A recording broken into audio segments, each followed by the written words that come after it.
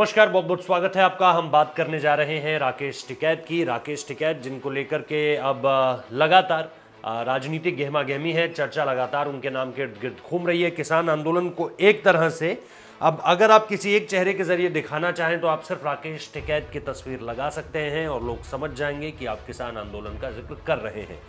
लेकिन अब कैसे इसमें सेंधमारी शुरू हो गई है और खुद अब राकेश टिकैत किस तरह से ये मानने के लिए तैयार होते नजर आ रहे हैं, खुद को कन्विंस करते नजर आ रहे हैं कि इसमें एक तरह से जिस तरह की इसकी शुरुआत थी, जो इसका मोटिव था, उससे ये पूरी की तरह भटक चुका है।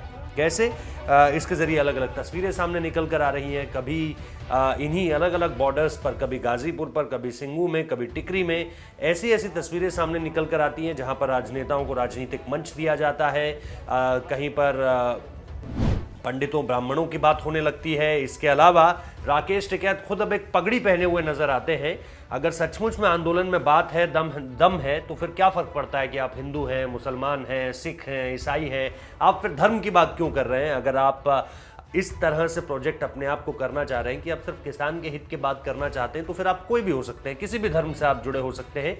किसी एक धर्म का प्रतीक एक तरह से पगड़ी पहनकर आप क्या बताना चाहते हैं, इस पर निश्चित तौर पर अब सवाल खड़े हो रहे हैं। क्योंकि पहले यही राकेश टिकैत इन सारी चीज़ों से इतर बातें किया करते थे, अब यही राकेश टिकैत राजनीतिक मंच भी लोगों को नजर आते हैं।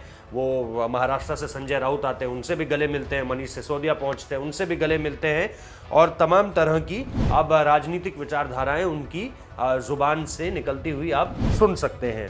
तो कुल मिलाकर जो कहानी है वो अब इस तरह से सामने निकल कर आ रही है कि राकेश टिकैत खुद इस बात को अब मानने के लिए तैयार हो गए कि किसान आंदोलन जिस तरह से शुरू हुआ था, आज से तकरीबन 70-75 दिन पहले जिस तरह से ये सारी की सारी चीजें शुरू हुई थी, आज इसकी एक अलग ही तस्वीर सामने निकल कर आ रही है। बहुत बहुत शुक्रिया इस वीडियो को देखने के लिए।